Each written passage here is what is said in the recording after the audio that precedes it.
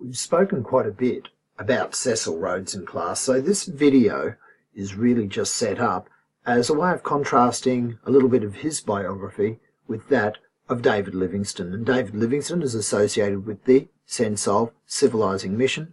Rhodes, much more associated with ruthless ambition, racism, and that British imperialism that came later in the 19th century, a sense of a British imperialism that we feel very uncomfortable with, that's being revised in the world. So let's have a look at that aspect now. When we think about Cecil Rhodes, we need to think about his legacy, and it's a controversial legacy. Certainly he's remembered for the Cape to Cairo Red Line, the Cape to Cairo Railway. And so this map here is giving you a sense of that telegraph, that railway line, and the idea that from the Cape Colony in the south to the British Protectorate of Egypt in the north, via Sudan, via Botswana land, and the areas through here that now become Rhodesia, which is now Zimbabwe, Cecil Rhodes is hoping to connect up every colony through that area in red and making it British. And so there was a complete domination of Britain there. But Rhodes's interests were very much his own.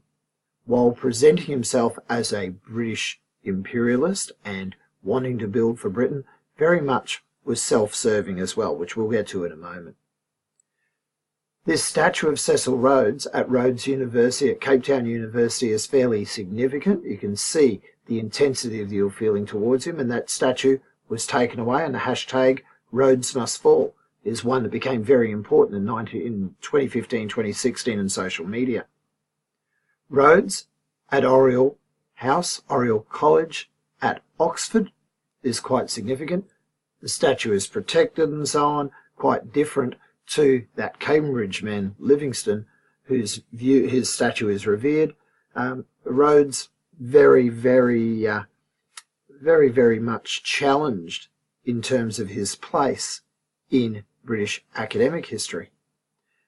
And an image here a little unusual, showing the first use of British South African police, which were almost a private army of Rhodes's corporations, and their Maxim machine guns, which were used to massacre local populations at a time in the 1890s when Rhodes didn't get what he wanted.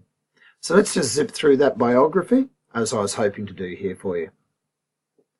Here's Cecil Rhodes. He's perhaps the most controversial figure in 19th century British imperialism. What do you need to know about him? He's a businessman, a diamond mining magnate, and it's interesting that African diamond, someone said every diamond is a blood diamond. He's a politician, and he became actually Prime Minister of the Cape Colony, what we now call South Africa, between 1890 and 1896. He's described as being central to the study of British imperial history in the same way that someone like Abraham Lincoln or George Washington is central to the study of American history. He's often been romanticised and glorified. The use of his name, Rhodes, appears in many cartoons of the time, and he's likened to the Colossus of Rhodes. It's fair to say he's a fairly complicated figure. There's a lot of conversations about whether he was a homosexual or not. He joined the Masonic Lodge in Africa, but hated the Masonic Lodge. Very complicated man, very private man in some respects. He had extremely strong views. Some would now, well, I think it would be fair to say, racist views on Anglo-Saxon culture and race. Hitler made a comment at one point that he was one of the only British people who truly understood the nature and supremacy of Anglo-Saxon culture and race. So when you're getting a person like Hitler praising you and your views of race, it's at least problematic. There are traces of a sense of civilizing mission that we might be familiar with from someone like Livingstone in his words and in his speeches and his writings, but they're a very different style of civilizing mission. So let's pick up on some of those. These are words from his confession.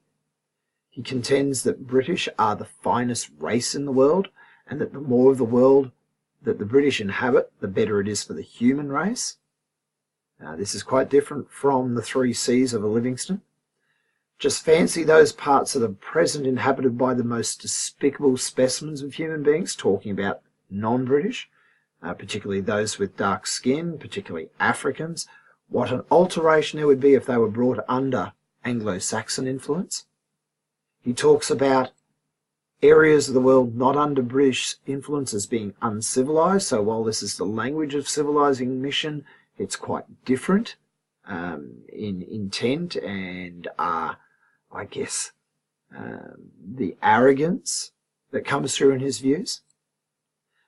He talks about how there would be a recovery of the United States into the Anglo-Saxon world and a united empire that he felt was both probable and possible, and he tried to promote this through the creation of a Rhodes Scholarship Scheme, which has well and truly reinvented itself at this stage in history.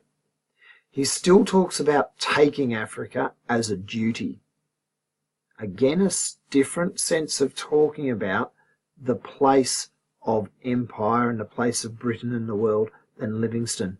So it's changed this sense of British duty and mission from the time of Livingstone in the mid 18th century or 19th century, 1800s, to the late 19th century, the time of Rhodes. Interesting, it says that the more territory simply means more Anglo-Saxon race, and that means more of the best of humanity that are controlling the world. So this is the language of racism, and it's quite harmful to Britain's reputation as a world power. There's a sense of pride in the Livingstones that isn't there in looking at someone like Cecil Rhodes. And here's Rhodes at his home in South Africa. Let's have a quick run through of his life and achievements. He clashes quite often with the British Colonial Office and politicians in London. He also clashes with missionaries, different outlook. He felt that African colonies should be best governed by British settlers as opposed to from London, and local politicians, in other words, people like himself. There was a very blurred boundary, if a boundary existed at all, in southern Africa between Rhodes's personal business interests and what was considered good for the empire. He didn't seem to have a very clear distinction there. In terms of his business interests, he was the director of the British South Africa Company, which he modelled on the British East India Company, which played a major part in the colonisation of India. He effectively ran British colonies in southern Africa outside of the Cape Colony through that British South Africa Company, which had its own police force, its own private army, and so on. He founded the De Beers Diamond Company, which set up a global monopoly on the world diamond trade. He had gold mining interests and was involved in the fruit industry in southern Africa. He is the dominant figure of business and politics in southern Africa, Zimbabwe, Zambia, and neighbouring nations throughout the 1880s, 1890s. He dies in 1902, but there was a scandal in his life shortly before his death that diminished his power somewhat. He built, let's say, relationships, some would argue possibly corrupt and over-familiar relationships with any British commissioners who worked for the Colonial Office. In order to obtain mining and other business concessions in Africa, he clashed with African leaders who stood up to him. He refers to them in racial epithets, which are really quite unpleasant. He used massacre. For example, in the Matabele War of 1894, 50 of his police were armed with 5 machine guns, and in the first use of machine guns in warfare, 50 British police massacred or defeated an army of 5,000 warriors, which involved a massacre.